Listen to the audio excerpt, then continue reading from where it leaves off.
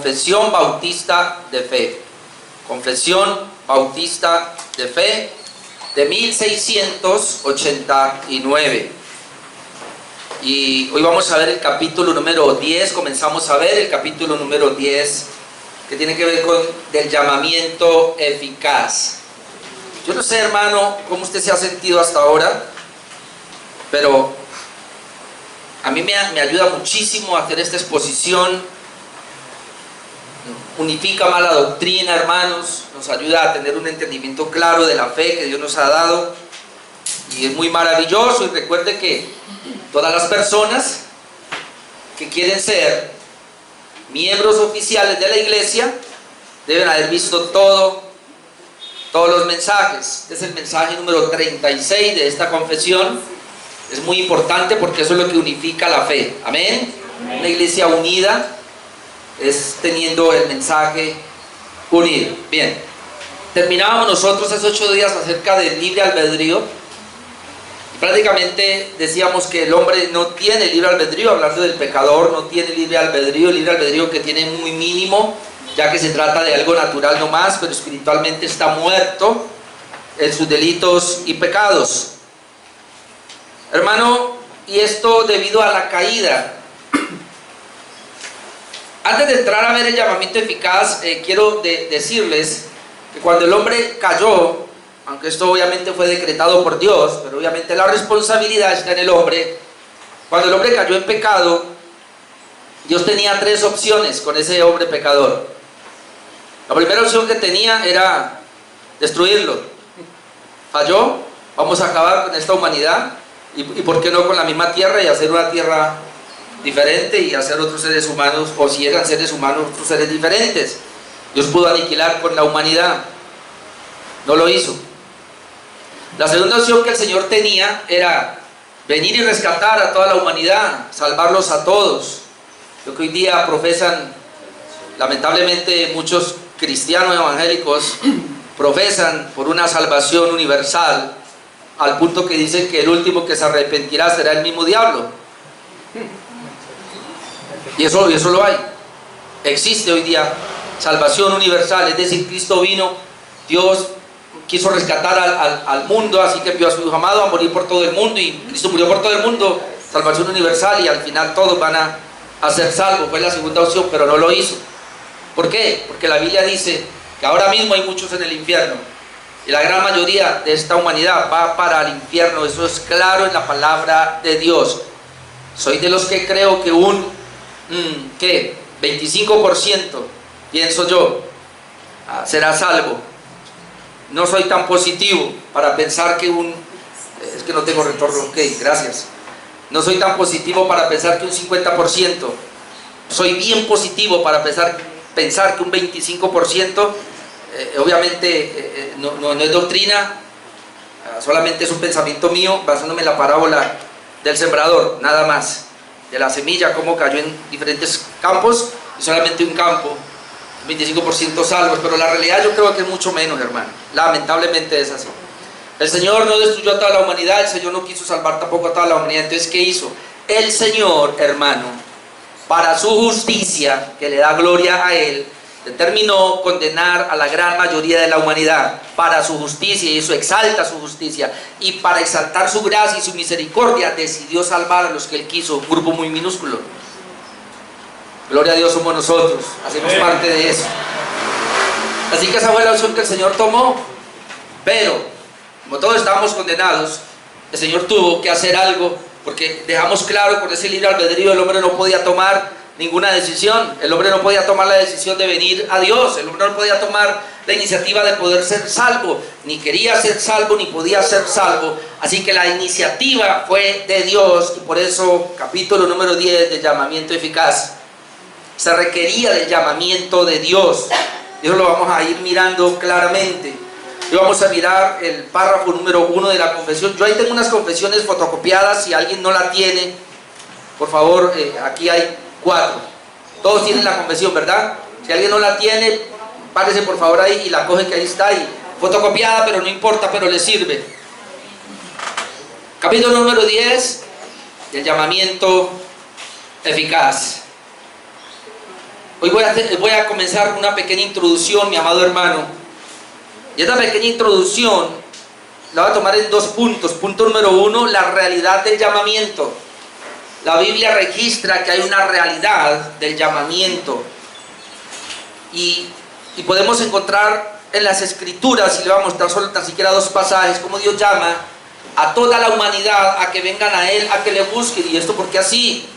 Porque el hombre es responsable de venir a Dios, y Dios le va a hacer un llamamiento a todas las personas, y por eso dice que se predique el evangelio a toda criatura, llamando a las personas. Ahora, muchos dicen, pero bueno, no pueden arrepentirse. Eso es cierto, no quieren venir ni pueden venir al arrepentimiento, y eso es cierto. ¿Por qué el Señor les hace el llamamiento a que vengan? Porque Dios los tiene que hacer responsables, y porque es la manera como en el infierno van a entender que fue justo que el Señor los mandara allá, porque cuando se les predicaba ellos no quisieron venir, no podían venir. Y entonces, ¿por qué el Señor salvó a otros y los hizo que vinieran? Para que se recuerden en el cielo que no es por ellos que están allá, sino por la gracia de Dios. Y siempre así el Señor será glorificado. Isaías 55, y déjenme, yo le leo del 1 al 7, y yo encuentro varias palabras allí de cómo el Señor hace un llamamiento a las personas. Hablando de un llamamiento, la realidad del llamamiento. Dios nunca ha dejado de llamar a las personas a que vengan a Él. Isaías 55, versículo 1, a todos los sedientos, venid a las aguas. Ahí está, venid a las aguas. Y a los que no tienen dinero, venid, otra vez, venid, comprad sin dinero. Luego dice, venid, comprad sin dinero y sin precio vino y leche. ¿Por qué gastáis el dinero en lo que no es pan, y vuestro trabajo en lo que no sacia? Y ahora mire, oídme atentamente. Otra vez está Dios allí, oídme atentamente. Y comed del bien, y se deleitará vuestra alma con grosuras. Luego dice, inclinad vuestro oído y venid a mí. Inclinad vuestro oído y venid a mí. Otra vez el Señor llamando, oíd y vivirá vuestra alma. Y haré con vosotros pacto eterno, las misericordias firmes a David. Y aquí está hablando un pueblo que estaba descarriado, se había alejado, impío. He aquí que yo lo di. Está hablando a David, lo di por testigo a los pueblos. Ahora, cuando yo voy a hablar aquí de David, de misericordia firmes a David, ahora está hablando del Hijo, de Cristo. Es una representación de Cristo. Dice, y es importante que entendamos esto, ¿no? Para un mal entendimiento de un versículo aquí que lo usan mucho. Vuelvo otra vez a mirar el versículo 3. Inclinaos vuestro oído y venid a mí, oíd y vivirá vuestra alma, y haré con vosotros pacto eterno, las misericordias firmes a David. He aquí que yo lo di por testigo a los pueblos. Aquí está hablando de Cristo, por jefes y por maestros de las naciones. He aquí llamarás a gente que no conociste. Este es el Señor Jesucristo, esto no es un pastor que lo hace. Llamarás a gente que no conociste, y gentes que no te conocieron correrán a ti por causa de Jehová tu Dios y el Santo de Israel que te ha honrado. El único que merece la honra aquí, hermano, es Cristo. Amén. Luego dice, buscad a Jehová, y otra vez el llamado a todos mientras puede ser hallado. Otra vez, llamarle. Y miren, esto es impresionante. El Señor, llámele tanto que está cercano. Pero ese llamamiento tiene que ver con un abandono de su vida. Deje limpio su camino, el hombre inicuo sus pensamientos. ¿Y qué? Y vuelvas a Jehová. Y vuelvas a Jehová. Ahí está el llamado, el cual tendrá de él misericordia, y a Dios muestro, el cual será amplio en perdonar. Y sigue. O sea, aquí hay un llamamiento general que Dios está haciendo a las personas. Pero vamos al Nuevo Testamento para mirar otro texto antes de entrar a mirar el segundo punto de la introducción. Lucas 14, 13. En Lucas 14, 13, Jesús nos habla de la invitación que hace a la gran cena. Y hay otro texto, otra parábola muy parecida a esta, que uno los puede unir, pero es interesante lo que dice acá. Vale, desde el versículo 13, más cuando haga banquete, llama a los pobres, los mancos, los cojos, los ciegos, y serás bienaventurado, porque ellos no te pueden recompensar, pero te será recompensado en la resurrección de los justos. Recomendación que hace Jesús acá cuando invitan a alguien, porque eran los ricos, invitaban a los ricos. Pues eso qué, el Señor dice, pues eso no tiene nada de gracia.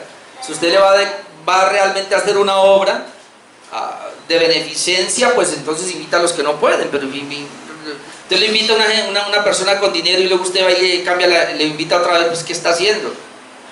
No hace nada de más. Entonces, en esa parte, versículo 15, nota lo que pasa. Oyendo esto, uno de los que estaban sentados con él a la mesa le dijo, gracias por esa pregunta, porque le dice, bienaventurado el que coma pan en el reino de Dios. Estamos comiendo aquí, natural, pero Jesús, Bienaventurado el que coma pan en el reino de Dios. Entonces Jesús le dijo, y aquí entra la parábola, un hombre hizo una gran cena y convidó a muchos. Ahí está la invitación, una gran cena, convidó a muchos. Pero note, y usted sabe que aquí está hablando, hermanos, precisamente del llamado que Dios hace a la salvación. Convidó a muchos. Entonces Jesús le dijo, 17, y a la hora de la cena, envió a sus siervos a decir a los convidados, los que ya había convidado, ya los había convidado de antemano, ya les había repartido invitaciones. Yo no sé, como 2 meses atrás, cuando el pastor Orlando los invitó a que fuéramos a Tuluá, bueno, listo. El Señor lo hizo con tiempo a los convidados. Luego, cuando ya estaba el momento de la cena, envió a sus siervos a decirles, venid, que ya todo está preparado. Venid, ahí está el llamado, ya todo está preparado. Ahora note esto. Y todos, a una, comenzaron a excusarse. El primero dijo, he comprado una hacienda, necesito ir a verla. Claro, precisamente en el momento de la cena es que quieres ir a verla. Pues qué bien, te ruego que me excuses. Una excusa. Otro dijo, he comprado 5 yuntas de bueyes. Ah, bueno, mañana las puedes ensayar. No, voy a probarlos ahora, te ruego que me excuses. ¿Qué cosa, no? Este es el día del Señor, pero tengo otra cosa que hacer. Y otro dijo, acabo de casarme. Oh, qué bien, y por tanto no puedo ir. Ah, ¿cómo así? Vuelto el siervo, hizo saber estas cosas a su señor. El siervo, Señor, esto pasó. No va a pensar que esto agradece al Señor. Entonces, enojado el padre de familia, enojado, dijo a sus siervos, ve pronto por las plazas y las calles de la ciudad. Tú y yo estamos aquí porque otros lo rechazaron, hermano. Y porque el Señor hizo esto, porque tú tampoco querías venir y yo tampoco. Pero dice aquí, ve por las plazas y por las calles de la ciudad. Y note acá la expresión, y trae acá. Y yo quiero que mire esa expresión, porque aquí el Señor está de una manera violenta. Trae acá a los pobres, a los mancos, a los cojos, a los ciegos. Y dijo el siervo, Señor, se ha hecho como mandaste y aún hay lugar. Dijo el Señor al siervo, ve por los caminos ahora y ve por los vallados y escuche y fuérzalos a entrar. Trae acá y fuérzalos a entrar. Ahora usted va a entender, está hablando del llamamiento eficaz. Y fuérzalos a entrar para que se llene mi casa, porque os digo, escuchen, os digo, y esto es urgente, esto tiene que decírselo a aquellos que están rechazando el evangelio, porque os digo que ninguno de aquellos hombres que fueron convidados gustará mi cena. Hay un llamamiento, hermanos, que ahora lo vamos a ver, pero estoy mirando la realidad del llamado. Hay un llamamiento y es una realidad. La palabra de Dios habla de que Él le hace el llamado a las personas. Ahora entro en mi segundo punto, estoy en la introducción apenas, que tiene que ver que hay 2 tipos de llamamiento. En Mateo 20:16, tomo solamente esa partecita de ese versículo. El Señor dice, porque muchos son llamados, mas pocos escogidos. Y ahí usted puede ver los 2 tipos de llamamiento que el Señor tiene en su palabra. Muchos son llamados, pocos escogidos. ¿Cuántos son los escogidos? Ay, muchos creen que son muchos. Por eso cada vez que yo veo la iglesia como tan pequeña, hasta me alegro. Líbreme Dios de tener una iglesia de 500 personas, donde 450 van para el infierno. Líbreme Dios. Y le oro hacia el Señor, prefiero quedarme con 50, pero que todas vayan conmigo al reino de los cielos. Amén. Porque lo otro es una hipocresía, una falacia y una mentira a este mundo, y es inflar los números. Solo le trae gloria al pastor que está ahí con esos números inflados, que no tiene nada y muestra que tiene algo. El primer llamamiento que uno puede ver acá es el llamamiento general o externo. Muchos. Se llama, muchos son llamados, pero ese llamamiento se conoce como un llamamiento que se resiste, llamamiento resistido. Es obra de la gracia común, Dios llamando a estas personas para hacerlos responsables. Y esto es muy importante porque nadie, hermano, y esto me aterra más, va a tener excusa cuando esté en el infierno. Alguien dijo, y a mí nunca se me olvidó eso, y creo que es así: van a estar tan lúcidos en el infierno, se le van a aparecer todas las invitaciones al culto, se le van a aparecer todos los mensajes predicados, se le van a aparecer todas las invitaciones a venir a Cristo, y ellos rechazando. Es un llamamiento general que Dios hace con el fin únicamente de que el hombre es responsable, y para que no puedan justificarse en aquel día, y entonces alaban a Dios por la justicia, porque Él es justo. Y hay dos ejemplos acá. El primero que le quiero mostrar es los verdugos de Esteban. Hechos 7:51, encontramos a esos verdugos de Esteban, donde Esteban lo están matando, y antes de que Esteban muera, el versículo 51 les dice: ustedes duros de cerviz e incircuncisos de corazón y de oído, ¿no? Duros de la cerviz es esta, no la quieren doblegar a Dios. Incircuncisos de corazón, no son regenerados. Incircuncisos de oídos, porque no pueden oír la palabra de Dios. Pero luego les dice: vosotros resistís siempre al Espíritu Santo. Vosotros resistís siempre al Espíritu Santo, como vuestros padres, así también vosotros. Este llamamiento general siempre es resistido, o este llamamiento externo siempre es resistido. Se le predica el Evangelio a las personas, y estas personas resisten el llamado, no quieren venir. Les interesa más el mundo, las cosas del mundo. Ven el Evangelio, ven la Biblia, ven la iglesia como un obstáculo para sus caprichos, y más ahora con todo este movimiento homosexual que hay.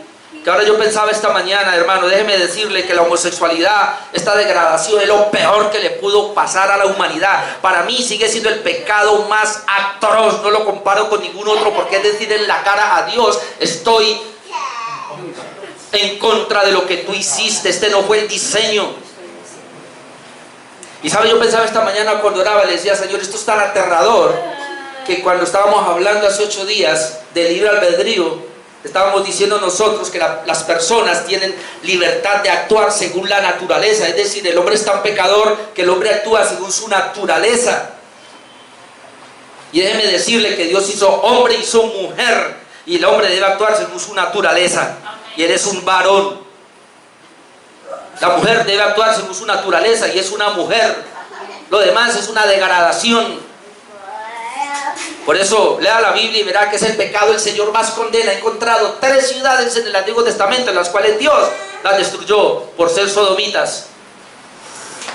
Y es lo que vemos ahora populando: pastores casando este tipo de gente, iglesias inclusivas. Que hasta el hermano Oscar, vamos a cambiar eso, porque el letrero que se hizo allí de la Biblia, un poquito de colorcito, y eso ya hubo un problema en Tuluá, porque llegó un homosexual allá y vio eso y ya pensó que éramos tal vez inclusivos. Eso va a mejorar. Lamentablemente, hermano, nos dañaron. Nosotros tenemos el arco iris, que es lo más bello que Dios dejó como un pacto, pero esta gente degenerada lo torció. Llamado externo. Otro versículo, Hechos 13:46. Note, Hechos 13:46. Aquí podemos ver los judíos de Antioquía de Pisidia, cuando Pablo va a predicarles el Evangelio. Mire, entonces Pablo y Bernabé, hablando con denuedo, dijeron: a vosotros, a la verdad, era necesario que se os hablase primero la palabra de Dios. Los judíos que estaban allí.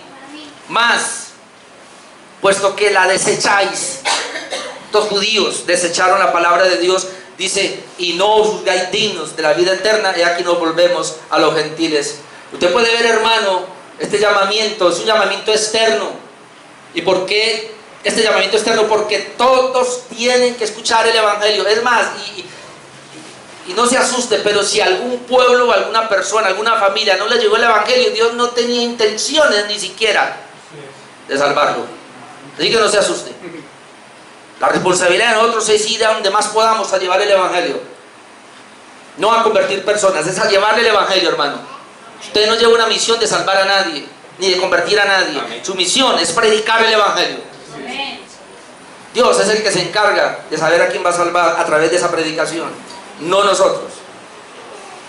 Y el segundo llamado que vimos, muchos son llamados: llamamiento general, llamamiento externo. La gente no va a venir, va a resistir. Y pocos son los escogidos. De esos llamados, llamamiento general, Pocos son escogidos, pocos son escogidos, y ahí donde entramos se llama llamamiento especial, se llama llamamiento eficaz o se llama llamamiento irresistible, porque ese llamado no se puede resistir. Se llama el llamamiento eficaz, que es el artículo o el párrafo que tenemos acá, el capítulo número 10 de esta confesión que tenemos del llamado eficaz, porque va a comenzar a hablar del llamado que Dios le hizo al creyente. Hermano, otra vez yo le doy gracias a Dios por esta confesión de fe, porque nos ajusta, hermano, en cuanto a lo que creemos. A mí me da algo saber que existen tantas iglesias que no tienen una doctrina sólida, no saben para dónde van, no conocen estos conceptos. Este llamamiento eficaz o irresistible, antes de entrar al capítulo 1 todavía, le voy a mostrar un ejemplo de que es irresistible, de que es eficaz. Es decir, ¿qué es lo que queremos decir con esto? Que cuando Dios determinó salvar a una persona, la salva en el día que Él dice, a la hora que dice, en el momento que dice, sin importar quién sea. Y ahí está el apóstol Pablo. Hechos capítulo 9, si quiere acompáñeme para que mire. Voy a leer los primeros 6 versículos nomás.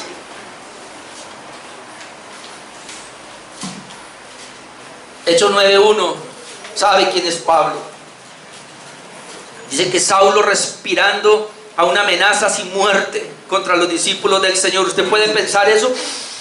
Respirando amenazas. Quería matar a todos los discípulos de Cristo. Vino el sacerdote y le pidió cartas para las sinagogas de Damasco, es decir, ni siquiera en Jerusalén, yo me voy a otros pueblos a buscar, a fin de que si hallase algunos hombres o mujeres de ese camino, porque a los cristianos, antes de llamarles cristianos, se les llamaba de ese camino o esa secta, los trajese presos a Jerusalén. Pablo iba a buscar cristianos para traerlos presos a Jerusalén. Esa era su misión, a fin de que si hallase los trajese presos a Jerusalén. Ahora note acá, verso 3, mas yendo por el camino, en su misión de traer presos a los cristianos, aconteció que al llegar cerca de Damasco, repentinamente le rodeó un resplandor de luz del cielo. Esto nunca le había pasado. Y cayendo en tierra, oyó una voz que le decía, no sé cómo sería eso, hermano: Saulo, Saulo, ¿por qué me persigues? Él dijo, no sé cómo diría, pero ¿quién eres, Señor? ¿Qué pasó aquí? ¿Cómo así que me tumbas? ¿Cómo así ese resplandor? Y esa voz, ¿quién eres, Señor? Porque todo es humano. Él le dijo, yo soy Jesús a quien tú persigues. Hermano, yo esas palabras. ¿Quién eres tú, Señor? La pregunta de la identidad. ¿Quién eres tú, Señor? Y él dice, yo soy Jesús a quien tú persigues. ¿Cómo? ¿Y no estaba persiguiendo a la iglesia? Perseguir a la iglesia es perseguir la cabeza, que es Cristo. ¿Sabe que eso es lo que no entendemos? Y yo tengo que repetir muchas veces. Pero perseguir a un miembro de la iglesia de Cristo es perseguir la cabeza directamente, que Él es, que Él es la cabeza del cuerpo. Por eso muchas veces me asusto. Yo he cometido muchos errores en mi vida, pero me asusto, Señor. ¿Quién eres tú, Jesús? ¿Quién eres tú?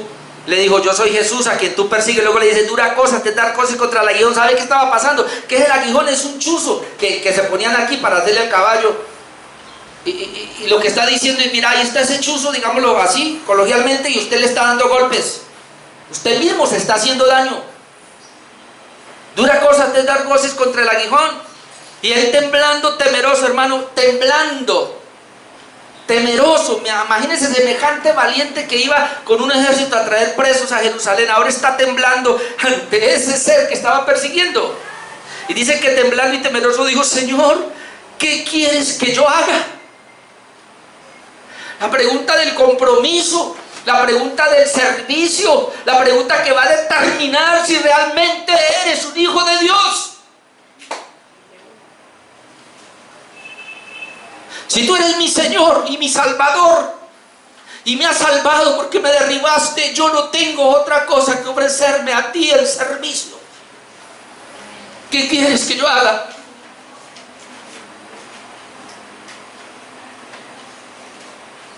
El Señor le dijo, levántate, entra a la ciudad, allá se te dirá lo que has de hacer. Vaya y te sometes a los discípulos que ya tengo listos y vas a hacer lo que ellos dicen.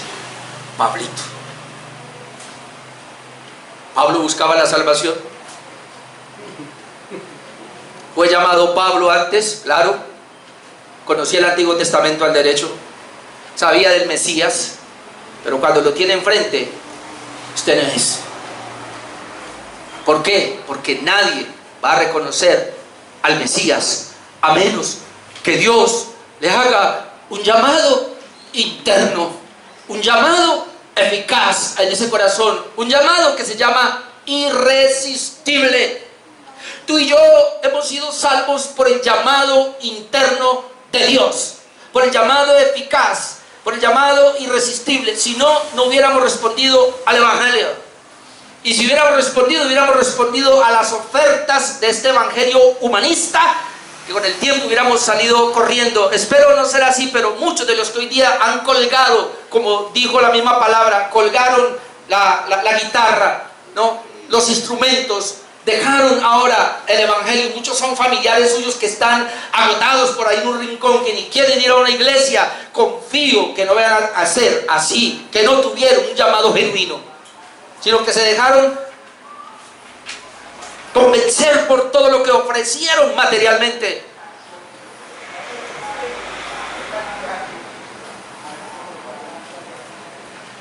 Usted está aquí, hermano, usted está caminando con el Señor no por nada material que le haya ofrecido. De hecho, Él se lo da, y Él me lo da. Tan bueno el Señor que nos mantiene con las cosas necesarias, pero no necesitamos más. Necesitamos, hermanos, estar seguros de nuestra salvación, que somos hijos de Él, que Él nos hizo un llamado interno, y por eso ahora nos hemos rendido a sus pies con una vida diferente. No perfecta, pero diferente. Otro ejemplo, Lidia, la vendedora de púrpura. Esto me llama la atención. Hechos capítulo 16, versículo 13 al 15. Dije que era un ejemplo. No, van como 3. Y es que es importante entender esto para poder entrar a comprender lo que es el llamamiento eficaz, el llamado eficaz. Ahora, no sé si usted está notando, hermano, este llamamiento eficaz viene como una consecuencia y me llama la atención. Yo aquí prediqué sobre el Ordo Salutis, el Ordo de la Salvación. Ahora Robin acabó de leerle lo que se llama normalmente conocido como la cadena de oro de la salvación. A los que Dios conoció, a esos predestinó, los que predestinó llamó, los que llamó justificó, los que justificó glorificó. Cadena de oro de la salvación, Ordo Salutis. Es una manera como uno puede ver la salvación de principio a fin, en un orden cronológico, pero lógico. Y entonces aquí estamos viendo ese llamamiento que obviamente tiene que ver con un conocimiento de antes y con una predestinación que Dios hace y luego llama.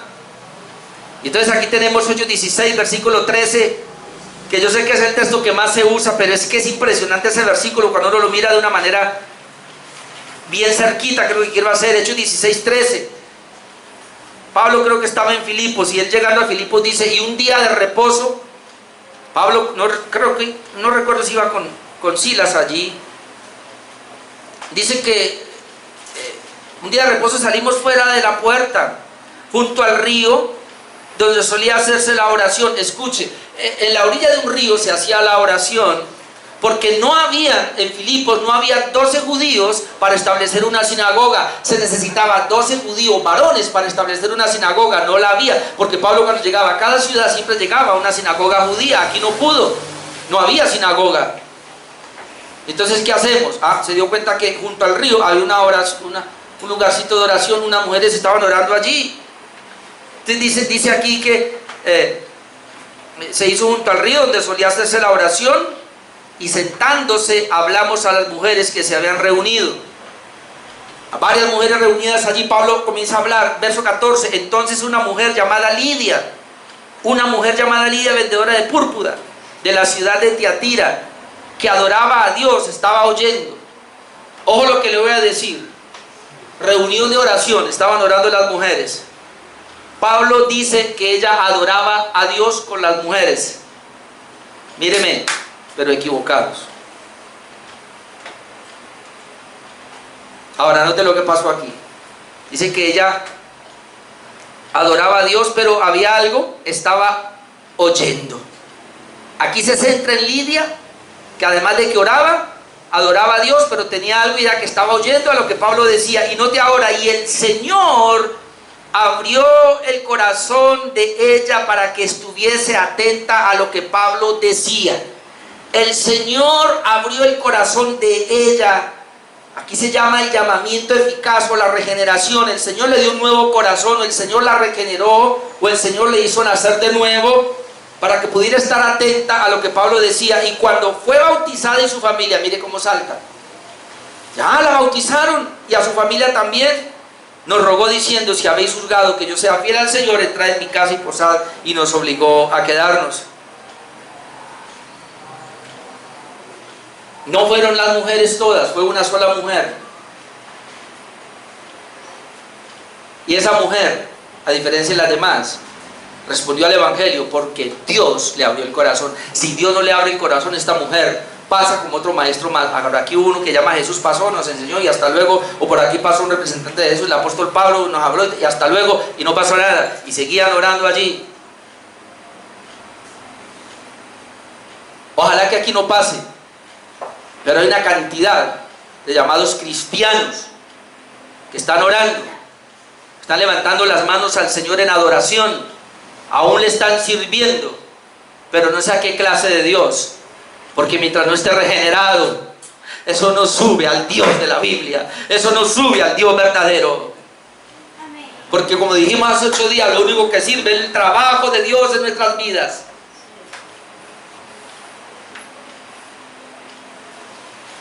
Pero hay otro ejemplo. Cuando Dios llama o elige, lo hace con el poder del Espíritu Santo. Y esto tiene una evidencia. Primera de Tesalonicenses, versículo 1. Déjeme, yo le leo del 2 al 10 y ahora sí entramos en materia. Tranquilo, que yo por eso me tomé un tiempito. Yo sabía que esto iba para largo. Cuando Dios llama o elige, lo hace con el poder del Espíritu Santo. Y esto se va a evidenciar. Primera de Tesalonicenses 1:2 dice: damos siempre gracias a Dios, está hablando Pablo a los de Tesalónica, por todos vosotros, haciendo memoria de vosotros en nuestras oraciones. Pablo sabe que son creyentes y luego les dice: mire, acordándonos, es decir, yo me acuerdo de que sin cesar delante del Dios y Padre nuestro, de la obra de vuestra fe, me acuerdo de esa obra, del trabajo de amor y de vuestra constancia en la esperanza en nuestro Señor Jesucristo. Pablo sabía que ellos eran genuinos cristianos porque está viendo todos estos resultados. Pero luego dice el versículo 4: porque conocemos, hermanos amados, vuestra elección. Aquí entra Pablo a hablar de que Dios los llamó, de que Dios los eligió, y por eso es que ellos ahora están teniendo ese testimonio. Luego dice: pues nuestro evangelio no llegó a vosotros en palabras solamente, sino también en poder, en el Espíritu Santo y en plena certidumbre. El Evangelio llegó, no fueron palabras solamente, sino que el Espíritu de Dios llegó con poder en esas palabras que produjo los cambios en las personas. Aquí no importa la elocuencia o no elocuencia del predicador, aquí lo que importa es cómo el Espíritu Santo penetra y a través de esas palabras cambia corazones. Y eso es lo que está diciendo Pablo acá. Como bien sabéis cuál fuimos entre vosotros por amor de vosotros. Y luego dice: y vosotros vinisteis a ser imitadores de nosotros y del Señor. Por eso Pablo podía decir: imítenme a mí como yo imito a Cristo. Y estos imitaban a Pablo, pero imitaban al Señor, recibiendo la palabra en medio de gran tribulación, con gozo en el Espíritu Santo. Aquí no importa la tribulación, pero si hay un corazón dispuesto, se recibe la palabra. Dice Pablo acá: recibiendo la palabra en medio de gran tribulación, con gozo en el Espíritu Santo, de tal manera que habéis sido ejemplo, note, habéis sido ejemplo a los de Macedonia y de Acaya que han creído. Esta gente de Tesalónica fue ejemplo a esa región. Versículo 8: porque partiendo de vosotros ha sido divulgada la palabra del Señor, no solo en Macedonia y Acaya, sino que también en todo lugar vuestra fe en Dios se ha extendido. Note, hermano, un creyente verdadero extiende su fe. Míreme, para los que preguntan, aquí hay ministerio de evangelismo. Si usted es un verdadero creyente, usted hace evangelismo.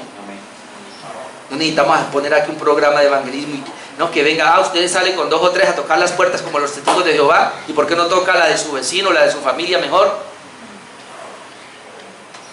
Esta gente, sin tener que decirle, comenzaron a predicar el evangelio. Partiendo de vosotros ha sido divulgada la palabra del Señor, no solo en Macedonia y Acaya, sino también en todo lugar vuestra fe de Dios se ha extendido, de modo que, ni lo que dice Pablo, de modo que nosotros no tenemos necesidad de hablar nada, porque ellos mismos, donde ellos han ido, cuentan de nosotros la manera en que nos recibisteis y cómo os convertisteis. Mire, de los ídolos a Dios, otro grupo para servir al Dios vivo y verdadero. Se convirtieron de la idolatría al Dios vivo y verdadero, pero para servirlo. Para servirlo. Y muchos dicen, ¿y cómo yo comienzo a servir al Señor, hermano? Orando. ¿Sabe que cuando usted ora por la iglesia? ¿Sabe que cuando usted ora por este siervo? Cuando usted ora por el ministerio, por los hermanos, es una manera de servir. Cuando usted participa colaborando con la obra de alguna manera, sirve. Los hermanos en Tuluá estos 2 días han estado sirviendo. Yo mandan las fotos y yo ya derribaron la pared, ya ampliamos el local, mi hermano.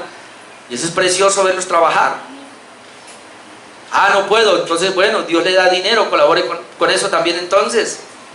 Hay tantas maneras, hermano, de colaborar, de servir al Señor.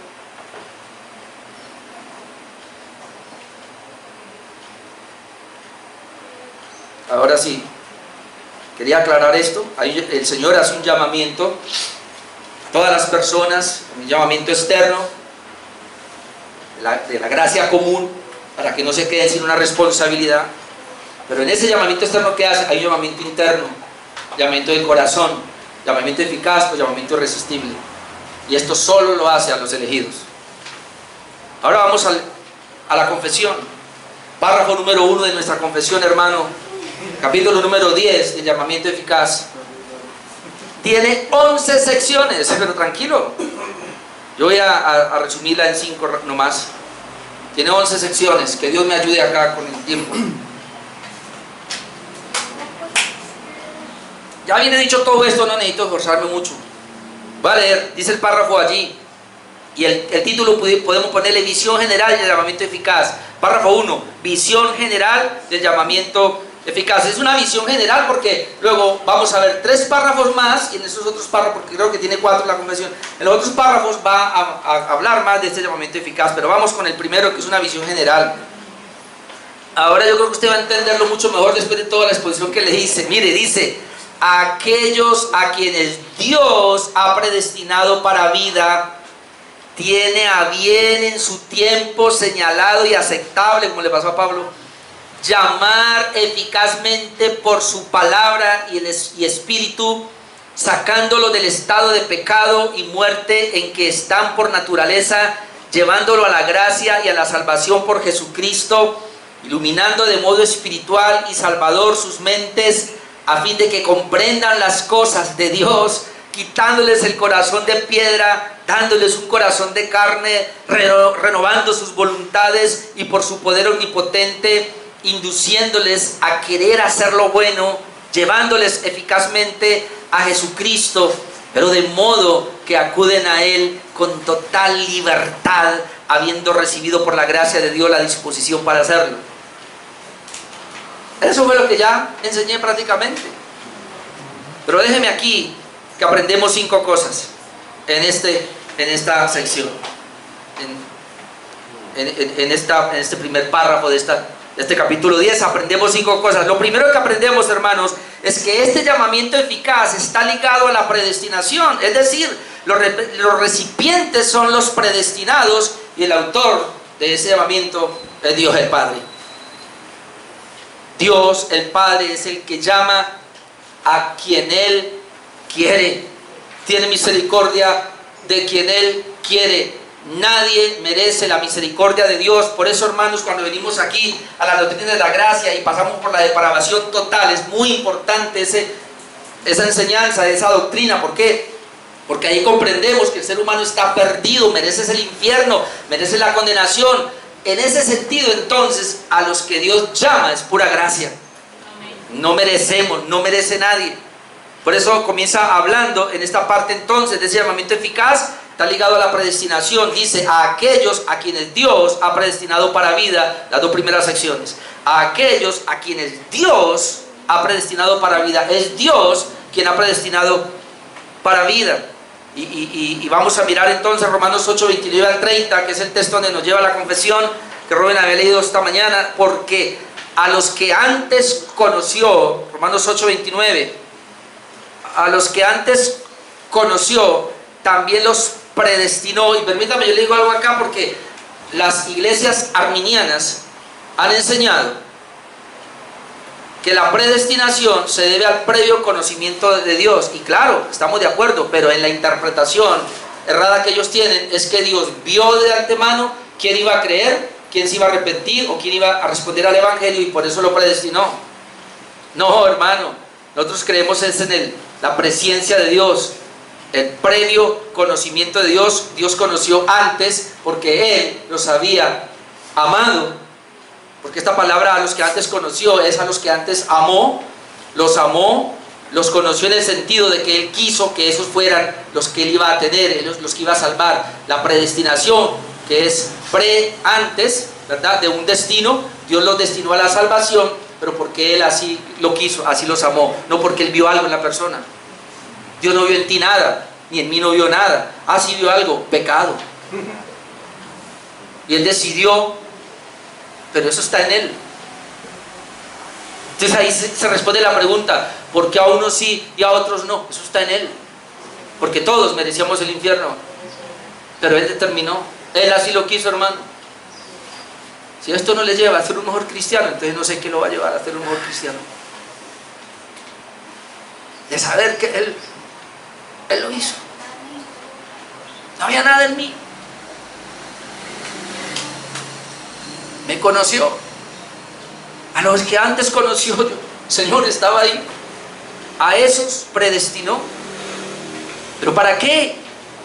Para que fuesen hechos conforme a la imagen de su Hijo.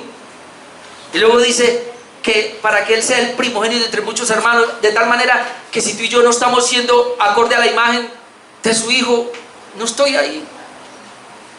Así venga a la iglesia, no estoy ahí. Porque la predestinación es para ser santos, es para ser como Jesús, es para vanagloriarme ahora y gritarle a todo el mundo que el Señor me predestinó. Y luego dice, y a los que predestinó, a estos también llamó. Ahí entra el llamamiento. Por eso el Ordo Salutis es tan hermoso, de saber que es una obra de Dios. A este versículo se le llama la cadena de oro de la salvación, porque Dios conoce de antemano, porque Dios predestina. Y a esos que el Señor conoció y que predestinó, ahora Él les hace un llamamiento, los llama, porque sin llamamiento no van a venir. Recuerde que los predestinados por el Señor, los que Él amó de antes de la fundación del mundo, están regados en toda parte y están pecando. A menos que Dios les haga un llamado interno, no van a responder. Y entonces por eso dice, a esos que predestinó, a esos también llamó, y a esos que llamó, justificó. Y luego decía, a los que justificó, glorificó. Porque a estos también que justificó, a estos también glorificó. Y el punto aquí es que vemos que esos verbos todos están en pasado. Conoció, predestinó, llamó, justificó, glorificó. Para nosotros ya pasaron las primeras 4, pero falta la glorificación, pero Dios lo da como un hecho. ¿Por qué? Porque Él nos conoció. No hay pérdida, hermano, no hay pérdida. Si tú estás en esta lista, tranquilo, tú no vas para el infierno, gózate que vas para el cielo, porque Dios así lo planeó. Alguien dijo, me decían a mí, sí, bajen la barca, pero tú te puedes tirar. ¿Y quién se quiere tirar después de esto? Sí, lógico. Y el Señor dice en Juan, yo lo agarro de mi mano, y luego dice, mi Padre también lo agarra. ¿Se le puede soltar a Dios? No.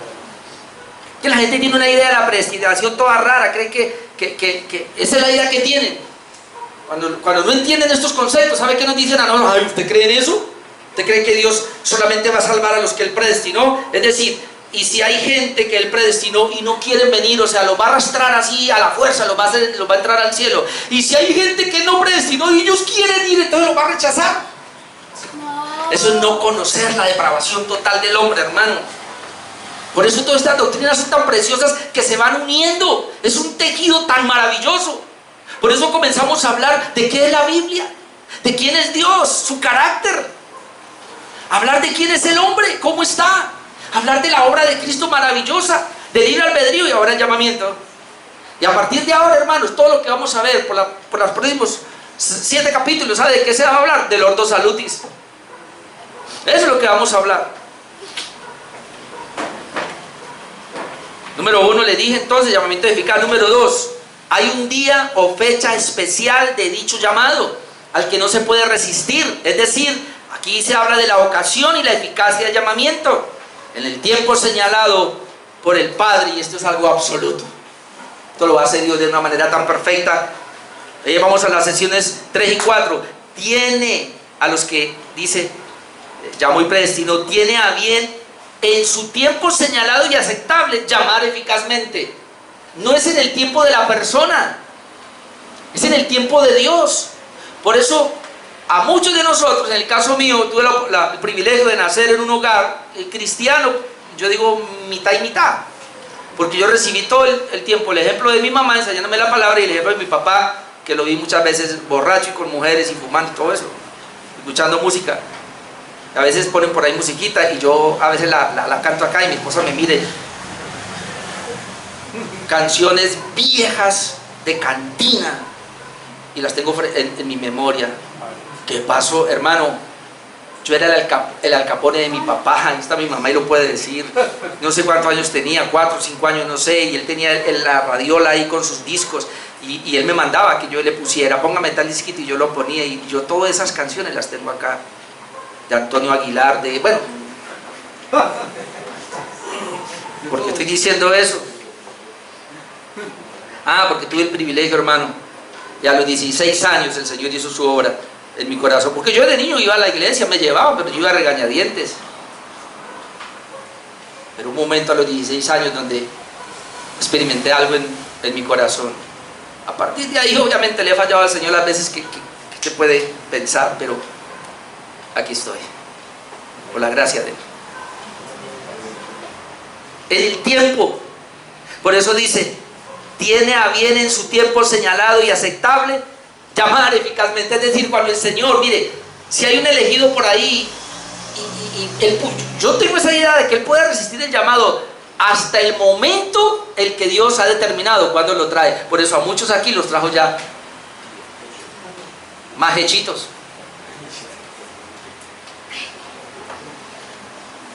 Nunca se me olvida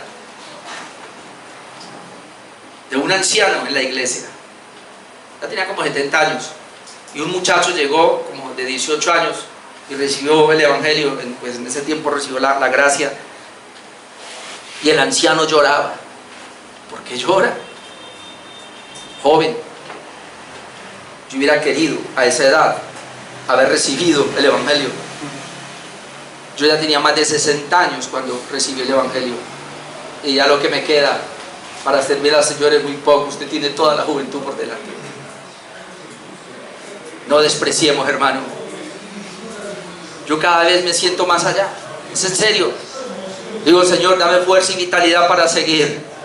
Pero yo desperdicié mucho mi juventud predicando un evangelio falso.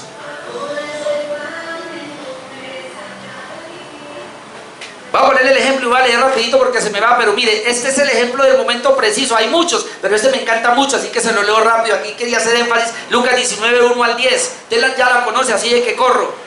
Dice que habiendo entrado Jesús en Jericó, iba pasando por la ciudad, tenía que pasar por ahí, y sucedió que un varón llamado Zaqueo, que era jefe de los publicanos y rico, imagínense este hombre era muy malo, jefe de los publicanos, de los cobradores de impuestos, de los chupasangres, y rico, tenía mucha plata, habiendo robado al pueblo. Así lo presenta la Biblia. Pero note, procuraba ver quién era Jesús. Él había oído hablar de Jesús. Yo quiero saber quién era Jesús. Y yo estaba pensando cuando leía todo esto, bueno, Dios, tú comenzaste a poner ese querer, porque era un hombre muy malo. Imagínense cuando él le sacaba la plata a todos los judíos de esta manera, que llegó a hacerse tan rico con esos impuestos que cobraba. Él no tenía temor de Dios para nada. Pero pasa Jesús por la ciudad, esa multitud. ¿Ya ha visto las películas que no hay espacio para acercarse a Jesús? Todos lo están rodeando. Zaqueo está por ahí, además tiene un problema, es enano. Bueno, es bajo de estatura. Dice que procuraba ver quién era Jesús, pero no podía a causa de la multitud, pues era pequeño de estatura. Y corriendo delante subió a un árbol sicómoro para verle. Él se subió allá y él solo quería mirar, así como está el árbol ahí por allá. Hermano, no toque a Jesús. Jesús va con esa multitud, ¿le va a quedar tiempo a Jesús para mirar? Y él se subió. Ahí él quería ver a Jesús. Dice, se subió a ese árbol para verle, porque había de pasar por allí. 5. Cuando Jesús llegó a aquel lugar, mirando hacia arriba, le vio y le dijo: Zaqueo, date prisa y desciende, porque hoy es necesario que yo pose en tu casa. Hoy. ¿Cómo es que el Señor se para y lo mira? Bájate y vamos a tu casa. Y le envía a su hijo. ¿Cómo así? 6. Entonces él descendió a prisa, le recibió gozoso. Ahora note lo que pasa. Al ver esto, todos murmuraban diciendo que había entrado a posar con un hombre pecador. Claro, a Jesús lo tienen en una... Él es maestro santo, es lo más que pueden decir de Jesús. Pero en comparación con Zaqueo, es un podrido. Zaqueo es un podrido. ¿Cómo Jesús va a entrar a esa casa? Comienzan a criticar a Jesús ahora porque entró a esa casa. De ese tipo tan malo. Ahora note acá. Dice que le recibió gozoso. Al ver esto, todos murmuraban diciendo que entraba a pasar a pasar con un hombre pecador. Entonces Zaqueo, puesto en pie, todavía el gozo no se le ha ido, dijo al Señor: he aquí, Señor, la mitad de mis bienes doy a los pobres. ¿Un hombre de esto decir eso? La mitad de mis bienes doy a los pobres. Y si algo he defraudado, no, algo no, todo. Y si en algo he defraudado, se lo devuelvo 4 veces, cuadruplicado. Jesús le dijo: hoy ha venido la salvación a esta casa. Y aclaro, no es porque él hizo eso que llegó la salvación. Lo que está diciendo es, tu comportamiento está evidenciando de que la salvación está en ti hace rato. Ya llegó. Desde el momento que comenzaste a buscarlo, el Señor le había hecho el llamado.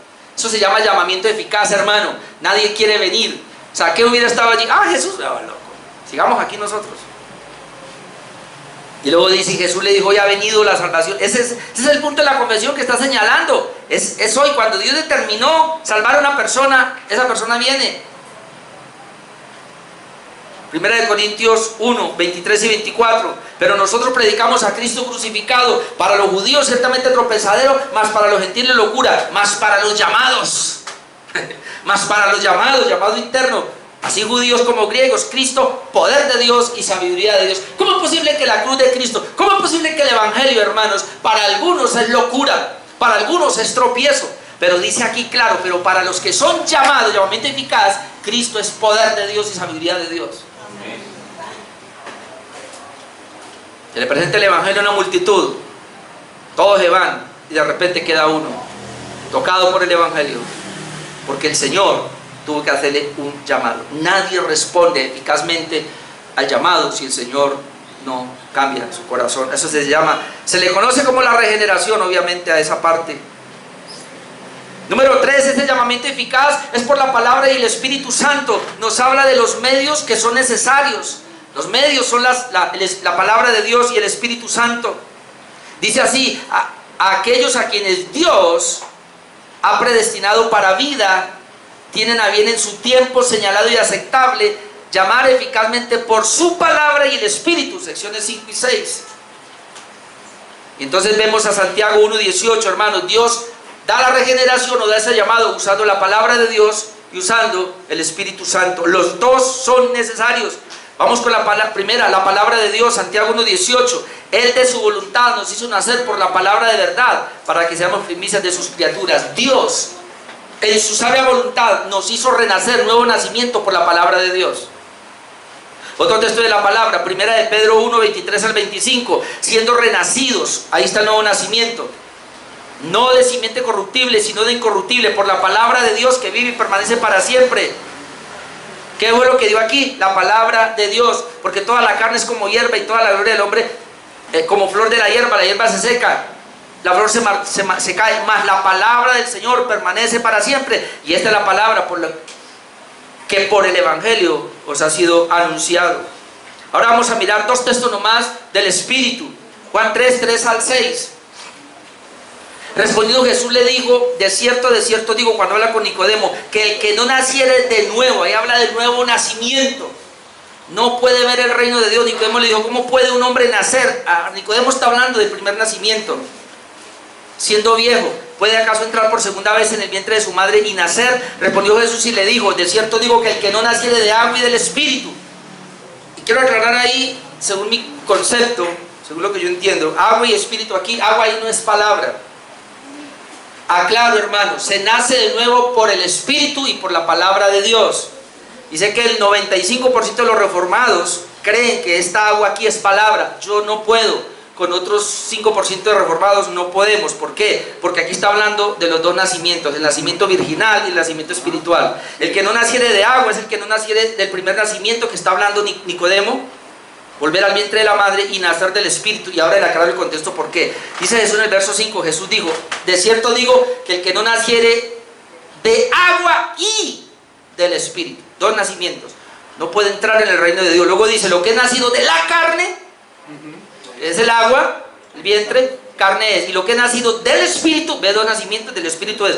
Luego dice, no te maravilles de que te dije, es necesario nacer de nuevo, el viento sopla donde quiera, yo soy su sonido, ni sabe dónde viene ni a dónde va. Así es todo aquel que es nacido de ¿qué? Del agua y del Espíritu, del Espíritu. Así es todo aquel que nació del Espíritu. Este texto yo lo uso únicamente para el nacimiento en el Espíritu. Obviamente se nace. Para nacer de nuevo se requiere la palabra de Dios y el Espíritu Santo, y le estoy dando los textos de la palabra, pero aquí este texto es solamente del Espíritu.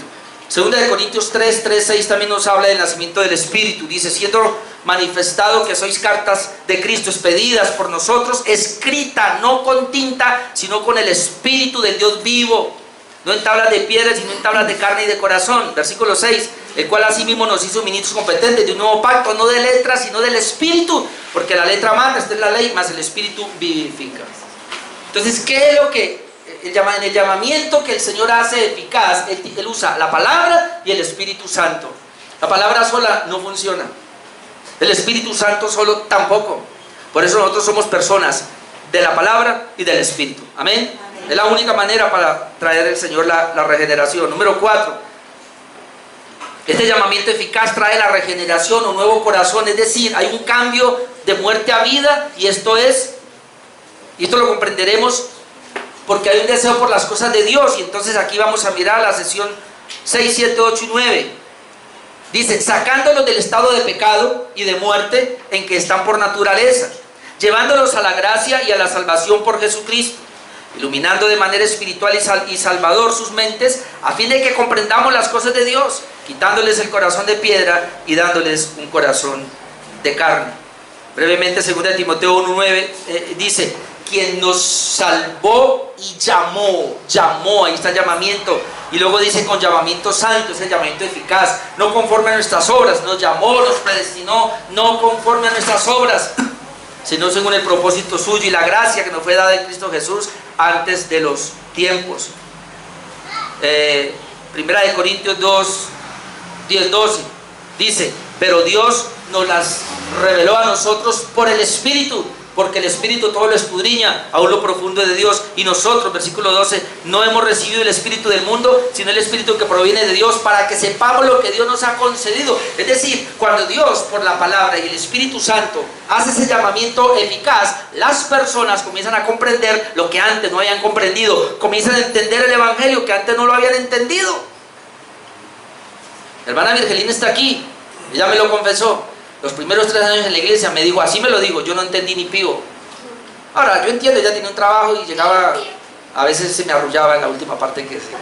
Pero usted una vez me lo dijo, pero después de los 3 años comprendí, entendí. Y hermana, estamos hablando de hace como 8 años ya, que me dijo eso. La hermana Virgelina con nosotros tiene los 11 años que tiene la iglesia, pero los 3 primeros años no entendió ni gota el Evangelio, pero ahí estuvo sentada. Yo venía a dormir un rato porque leí. Amén, hermano. Pero era que venía de trabajar de otra noche. Pero lo que quiero mostrar con esto es que el tiempo es de Dios, y cuando Dios decide, hermano, eso no tiene vuelta. Por eso a veces hasta tengo pacientes soy paciente con muchos, aunque algunos quisiera votarlos ya. La paciencia se me acaba. Otro versículo, Ezequiel 36, aquí está hablando de los dos, aquí habla de cómo se nace de agua y del Espíritu. Esparciré sobre vosotros agua limpia, esta es la palabra de Dios. Seréis limpiados de todas vuestras inmundicias, de todos vuestros hijos los limpiaré. Os daré corazón nuevo, pondré espíritu nuevo dentro de vosotros. Todo esto lo hace Dios. Quitaré de vuestra carne el corazón de piedra, os daré corazón de carne, y pondré dentro de vosotros mi espíritu. Y haré que andéis en mis estatutos. Hermano, sin palabra y sin espíritu no se puede caminar en la palabra, porque dice, y haré que andéis en mis estatutos, guardéis mis preceptos, los pongáis por obra. Y número 5, para ir terminando, Este llamamiento eficaz trae un nuevo querer, es decir, trae fe, trae arrepentimiento. Nos habla de su operación, es decir, la regeneración ilumina la mente y renueva la voluntad para que vaya libremente. Sesiones 9 y 10 de este capítulo 1, renovando sus voluntades. Es Dios el que las renueva. Recuerden, estamos caídos, y por su poder omnipotente, induciéndoles a querer hacer lo bueno. Es Él el que lo hace, llevándoles eficazmente a Jesucristo. Ese es el llamamiento, pero de modo que acuden a Él con total libertad, es decir, nadie va a entrar forzado, ni por las mechas va a venir, sino que libremente lo hace porque Dios ya trabajó en su corazón, habiendo recibido por la gracia de Dios la disposición para hacerlo. ¿Sabe qué es lo bonito, hermano? Que tú y yo no queríamos, pero cuando Dios nos llamó internamente, cambió nuestro ser y puso una nueva disposición, ahora sí queremos y venimos con alegría. Amén. Si alguien toma el Evangelio como una carga, peligroso. ¿Qué es mi consejo? Caiga de rodillas, porque si puede caer, usted quiere y anhele hasta que Dios le dé. Conclusión, 2 preguntas. Entonces, ¿es entonces lo mismo el llamamiento y la regeneración? Casi. Pudiéramos decir que son las dos caras de la misma moneda, como lo hemos dicho aquí anteriormente. El llamamiento produce la regeneración inconsciente, luego estoy consciente de eso, de estar siendo llamado, y acudo a Cristo voluntariamente. El llamamiento eficaz y la regeneración son las dos caras de la misma moneda, pero lógicamente tiene que venir primero el llamado para el Señor regenerar. Predicación, porque dice, ¿y cómo creerán sin haber oído? Pero están casi juntos. Que, hermano, cuando Dios llama a una persona, la regenera. Amén. Lo mismo que dijimos ahora cuando hablamos de la regeneración y la conversión. También cuando lleguemos allí, que parte del Ordo Salutis, tenemos que ver que son dos caras de la misma moneda. La gran pregunta es, ¿qué es primero, la regeneración, el nuevo nacimiento? Cuando hablamos de la regeneración, tenemos que decir qué es primero, la regeneración, el nuevo nacimiento o la conversión. Porque la conversión también tiene una moneda con dos caras. ¿Qué es conversión? Fe y arrepentimiento. ¿Qué es regeneración? Cambio de corazón. Ahora, ¿qué es primero? La persona se convierte primero para recibir el nuevo corazón, o recibe primero el nuevo corazón y se convierte. Son las dos caras de la misma moneda que van casi juntas, pero en el orden lógico entendemos que primero tiene que haber regeneración. Es decir, Dios tiene que cambiar primero el corazón para que ahora la persona pueda arrepentirse y pueda creer. Y la última pregunta, ¿cuál es el mal entendido por la gracia irresistible? Algunos afirman que predicamos que Dios nos entra obligados a su reino sin querer eso, y esto es falso, porque Dios cambia el querer, hermanos, para poder entrar. Estamos una vez más ante la pregunta, ¿de quién es la iniciativa de la salvación? ¿Del libre albedrío humano o de Dios? Eso lo veremos la próxima semana. Vamos a orar.